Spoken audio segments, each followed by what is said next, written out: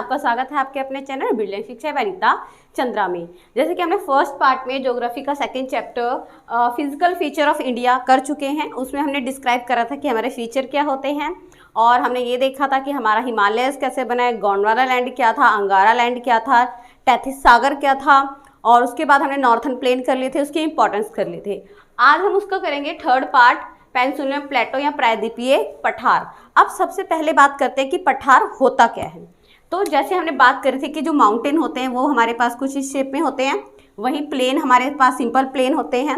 लेकिन अगर हम पठार की बात करते हैं तो पठार क्या होता है, ऊपर से तो हमारे पास होती है सपाट और नीचे से होती है भूमि उठी हुई। तो जो ये वाला हिस्सा है हम इसको बोलते हैं पठार।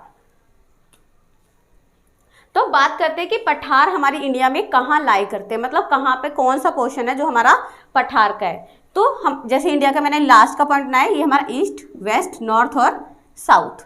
तो जो हमारा पठार है वो हमारा दक्षिण में है, साउथ में है। तो जो यहाँ पर है हमारे पास, यहाँ से मध्य प्रदेश से लेके नीचे तक ये हमारा क्या है, पठार का एक पार्ट है।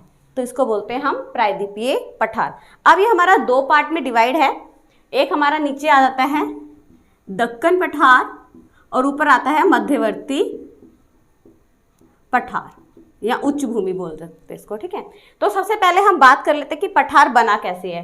तो जो गोंडवाना लैंड था उसका जो सबसे बड़ा पार्ट है वो हमारा क्या है, पठार का। और ये पठार है ये दो तरह की सेलों से बना है, एक अग्नेय सेलों से, एक कायांतरण सेलों से।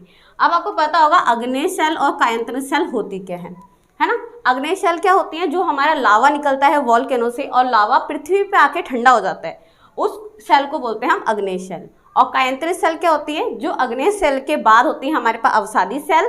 अवसादी में जब परिवर्तन आता है तो उसको बोलते हैं कायांतरित सेल। तो जो अगर बात करें कि पठार बना किससे है, तो दो सेलों से बना है, अग्नेय और कायांतरित सेलों से। वही गोंडवाना लैंड का हिस्सा है और ये भारत का सबसे प्राचीन भाग है, ठीक है। ये इतना याद रखना है आपको किसके बारे में, पठार के बारे में। और मैंने आपको बता ही दिया पठार हमारा दो पार्ट में डिवाइड है कि मध्य उच्च भूमि और दक्कन पठार। चलो आइए बात करते हैं इनके आगे हम पार्ट्स की। तो जैसे हमने बात करी थी कि जो पठार है वो दो तरीका है, मध्य उच्च भूमि जो हमारे पास ऊपर जाती है, यहाँ नर्मदा नदी बहती है, उससे दो हिस्से हो रखे हमारे, ठीक है। और दूसरा है दक्कन पठार। तो देख लेते हैं। सबसे पहले ये ऊपर वाला भाग है हमारे पास। सेकंड, यहाँ पे जो श्रृंखलाएं पाई जाती हैं, मतलब जो पहाड़ी इलाका पाया तो कौन सी है, विंध्य श्रृंखला है और राजस्थान से मिला हुआ लगता है, मतलब जो यहाँ से इसका पार्ट जा रहा है यहाँ हमारा राजस्थान पड़ जाता है, तो ऐसा लगता है इससे मिला हुआ है। जो यहाँ पे मिट्टी पाई जाती है वही आधी, मतलब कुछ उसका पार्ट यहाँ पे हमारा पाया जाता है। वही यहाँ पे जो नदियाँ हैं वो कौन कौन सी हैं, चंबल, सिंधु, बेतवा, केन की तरफ, मतलब यहाँ से पूर्व की तरफ बहती है, यहाँ से पूर्व की तरफ बहती है, ठीक है, बे ऑफ बंगाल की साइड। और यहाँ पर पाया जाता है हमारा छोटा नागपुर पठार। तो ये था हमारे पास मध्य उच्च भूमि। अगर आपको कभी एग्जाम में पूछते हैं कि पठार को कितने भागों में बांटा गया है तो आपको ये पता होना चाहिए। नेक्स्ट बात करते हैं दक्कन पठार। अब दक्कन पठार मतलब नीचे वाला हिस्सा। तो सबसे पहले बच्चा ये नर्मदा नदी है उसके दक्षिण में पाया जाता है। वही जो इसकी शेप है वो ट्रायंगल शेप में है। कैसी है, ट्रायंगल शेप में। यहाँ पे पाई जाती थी हमें विंध्य श्रृंखला, यहाँ पे पाई जाती है सतपुड़ा श्रृंखला। यहाँ पे हमारी और क्या है, गारो, खासी, जयंती, ये इत्यादि श्रृंखला पाई जाती है। नेक्स्ट देखते हैं पूर्वी घाट और पश्चिमी घाट है क्या। नेक्स्ट हम बात करेंगे पठार की। तो यहाँ पूर्व है तो पूर्व के जो साथ के जो हमारे पठार लगते हैं इसको बोलते हैं पूर्वी घाट, ईस्टर्न घाट। और जो पश्चिम के साइड लगते हैं उसको बोलते हैं हम वेस्टर्न घाट और पश्चिमी घाट। तो सबसे पहले ये एक दीवार की तरह काम कर रहे हैं यहाँ पर, है ना, कि सी और लैंड को मिलने नहीं दे रहे हैं, एक दीवार की तरह काम कर रहे हैं। और यहाँ पे हमारे जो पर्वत है ना, मतलब जो पठार है वो कॉन्टिन्यूसली है, ऐसा नहीं है कहीं पे ब्रेक हो रहे हैं, लेकिन यहाँ पे ब्रेक हो रहे हैं। अब ब्रेक क्यों हो रहे हैं, क्योंकि यहाँ पे हमारी कुछ नदियाँ हैं, महानदी, गोदावरी, कृष्णा, जिनका फ्लो बे ऑफ बंगाल मतलब बंगाल की खाड़ी में होता है, इसीलिए, ठीक है। नेक्स्ट बात करते हैं यहाँ पे जो मेन श्रृंखला है वो नीलगिरी है, यहाँ पे कौन सी है, महेंद्रगिरी। उसके बाद यहाँ की ऊंचाई देख लेते हैं। ये हमारा ऊंचा पार्ट है, 900 से लेके 1600 मीटर तक यहाँ की ऊंचाई है। वही अगर बात करते हैं ईस्टर्न घाट की, पूर्वी घाट की, तो हमने बता दिया यहाँ कम ऊंचा है, यहाँ की ऊंचाई 600 मीटर है और उड़ीसा से शुरू होकर बे ऑफ बंगाल तक आता है, ठीक है। उसके बाद नीलगिरी पहाड़ियों तक। ये लगातार श्रृंखला नहीं है, हमने पहले बोल दिया, क्योंकि यहाँ पे बहुत सारी नदियाँ फ्लो कर रही है बीच में से जाके, तो यहाँ पे इनकी कॉन्टिन्यूस सीरीज नहीं रहती जो यहाँ पर है। उसके बाद मैंने नदियां बताई दी, यहाँ पे महानदी, गोदावरी, कृष्णा और कावेरी नदियां हैं जो यहाँ पे फ्लो करती हैं। तो ये था हमारा कंसेप्ट पठार का। इसके बाद हम करते हैं हमारे डेजर्ट क्या है। हेलो फिर हम स्टार्ट करते हैं हम इंडियन डेजर्ट की, मतलब भारतीय मरुस्थल की। और हम जब मरुस्थल की बात करते हैं तो मरुस्थल का नाम सुनते ही हमारे सामने दूर दूर तक रेत के टीले नजर आते हैं और रेत रेत नजर आता है। तो जो हम इंडिया की बात कर रहे हैं, इंडिया का जो पूरा पश्चिम साइड पे हमारे पास राजस्थान की साइड पड़ता है, जो हमारे क्या है डेजर्ट। अब सबसे बड़ा इंडिया का डेजर्ट क्या है, वर्ल्ड का तो सहारा है ना, लेकिन इंडिया का क्या बचा, थार मरुस्थल।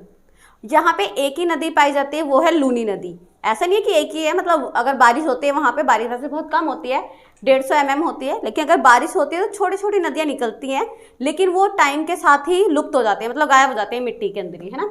और वनस्पति का अभाव है, इतनी खेती नहीं हो पाती, हमारे पास इतना वेजिटेशन नहीं है, फ्लोरा और फोना दोनों ही वहाँ पे कम है। क्यों? क्योंकि वहाँ पे बारिश कम है, इसलिए क्लाइमेट भी उसके अकॉर्डिंग नहीं है हमारा। और अगर बात करें भारत और पाकिस्तान, इनका बॉर्डर थोड़ा हमारा साथ लगता नजर आता है, लेकिन वहां तक अगर हम जाएंगे तो सिर्फ बालू के स्तूप, मतलब बालू टिब्बे ही नजर आते हैं बस। अब बालू टिब्बा क्या होता है, यहाँ से रेत उड़ के सामने जाती है, तो वहां पे क्या बनाती है, एक टीला टाइप बना लेते हैं, उसको बोलते हैं बालू टिब्बा। तो ये हमारा पोर्शन था किसका, भारतीय मरुस्थल का। नेक्स्ट हम करते हैं हमारा तटीय मैदान, मतलब कोस्टल एरिया। अब कोस्टल एरिया पहले है क्या, यहाँ तक तो हमारे चले गए हमारे पठार, है ना। तो जो ये हमारी बाउंड्री लाइन रहेगी, यहाँ पे भी कुछ मैदान है, तो इन मैदानों को बोलते हैं हम तटीय मैदान। क्या बोलते हैं, तटीय मैदान। अब ये जो मैदान है तटीय मैदान, ये भी हमारे दो तरीके के हैं, एक हमारा पूर्वी तटीय मैदान, एक है पश्चिमी। जो पूरब की तरफ है वो पूर्वी, जो पश्चिम की तरफ है वो पश्चिमी। अब सबसे पहले बात करते हैं पूरब की। तो पूरब के पास जो मैदान है वो ज़्यादा चौड़े हैं, मतलब उनकी ब्रेस्ट ज़्यादा यहाँ पे कम है, ठीक है, पहला हो गया। ये उत्तरी भाग में महानदी, अब हमें पता है वहाँ पे कौन कौन सी नदियाँ हैं, महानदी, गोदावरी, कृष्णा, कावेरी, तो ये नदियाँ हैं। और ये नदियाँ यहाँ पे जो डेल्टा है वो बना रही है। अब डेल्टा क्या होता है कि नदियों का फ्लो एक जगह से हटके दूसरी जगह इकट्ठा हो जाता है, दैट इज डेल्टा, ठीक है। तो वहाँ पे हमारा डेल्टा बना रही है। और यहाँ पर हमारे पास चिल्का झील, आपने नाम सुना होगा, चिल्का झील जो नमकीन पानी की झील है उड़ीसा की साइड, और पुलकित झील वो प्रसिद्ध है वहाँ पे, ठीक है। तो इतना आपको पूर्वी तटीय मैदान के बारे में पता होना चाहिए। नेक्स्ट बात करते हैं पश्चिमी तटीय मैदान। तो ये वाला पार्ट है हमारा, ये क्या हमारे पास कम चौड़ा है और इसको 3 भागों में बांट दिया गया है। कितने भागों में, 3, मुंबई, गोवा और कोंकण। और यहाँ पे कन्याकुमारी तक ये लास्ट में फैला हुआ है, इसलिए इसको मालाबार तट भी कहा जाता है। नेक्स्ट हमारा टॉपिक रह गया हमारे पास द्वीपीय समूह।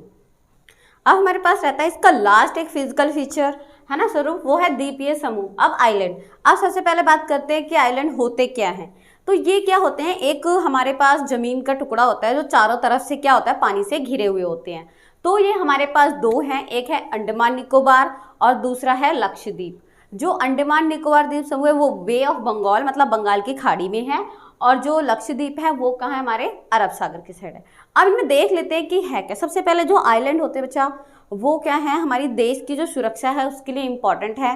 सेकंड, यहाँ पे जो रिसोर्सेज हैं बहुत ज़्यादा पाए जाते हैं और प्राकृतिक रूप से पाए जाते हैं, वहीं यहाँ पे मिनरल्स बहुत ज़्यादा पाए जाते हैं, है ना। तो हम इन दोनों की विशेषताएं देख लेते हैं कि है क्या। तो जैसे ये मेरा इंडिया का पार्ट था, बंगाल की खाड़ी, यहाँ पाए जाते हैं अंडमान निकोबार, और यहाँ अरब सागर है, यहाँ पाए जाते हैं हमारे लक्षद्वीप। तो पहले बात कर लेते हैं हम अंडमान निकोबार द्वीप समूह की। तो ये हमने पहले बता दिया कि बंगाल की खाड़ी में पाए जाते हैं। उसके बाद बच्चे ये बहुत बड़ा समूह है, मतलब छोटे छोटे आइलैंड हैं और संख्या में बहुत ज़्यादा हैं और बिखरे हुए हैं, मतलब अलग अलग अलग तरह से हो रखी हैं। और ये हमारी देश की सुरक्षा के लिए क्या है, बहुत ज़्यादा इंपॉर्टेंट है, ठीक है। ये हमने पहले बात कर लिया कि यहाँ पे खनिज बहुत है, संसाधन बहुत है। नेक्स्ट बात कर लेते हैं लक्षद्वीप की। अब जो लक्षद्वीप क्या है, हमारे पास अरब सागर की साइड है ना, केरल के मालाबार तट पर है ना। उसके बाद बच्चे ये प्रवाल द्वीपों से बने हैं। पर अब प्रवाल क्या होते हैं, सबसे पहले देख लेते हैं कि प्रवाल क्या है ना, क्रॉल्स जिसके बोलते हैं। अब प्रवाल क्या होते हैं, समुद्र के अंदर जो जीव जंतु मर जाते हैं वो सतह पे आकर ठोस आकृति ले लेते हैं, उनको बोलते हैं प्रवाल। तो ये उन द्वीपों से मिलके बना है। इसकी जो राजधानी है बच्चा, कैपिटल है, वो कावरत्ती है, ये याद रखना है आपको, 1 मार्क्स क्वेश्चन के लिए पूछ सकते हैं।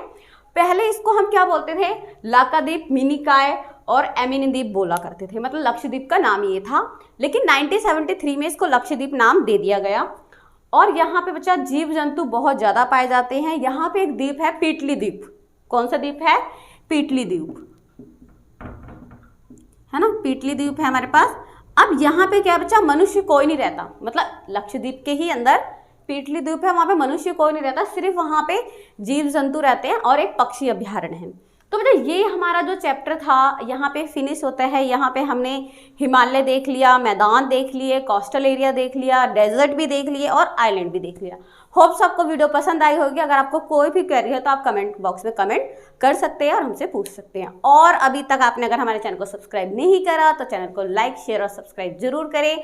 और हाँ, बेल आइकन के बटन को जरूर प्रेस करें, क्योंकि हमारे फ्रेंड्स बोलते हैं, हमारे जो स्टूडेंट हैं, कि मैम आपकी वीडियो का पता नहीं चलता। तो आप बेल आइकन का बटन प्रेस करें ताकि आपको नोटिफिकेशन मिल सके। Thank you so much.